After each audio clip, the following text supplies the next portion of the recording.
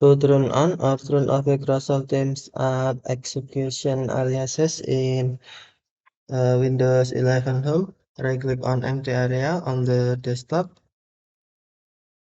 and then select Personalize, tap System, and then select Storage,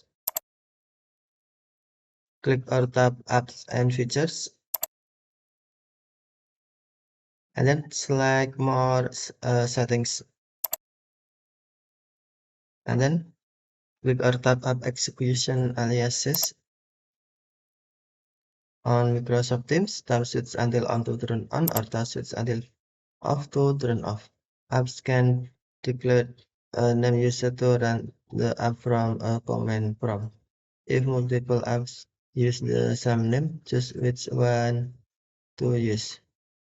Okay, thank you for watching. Have a nice day.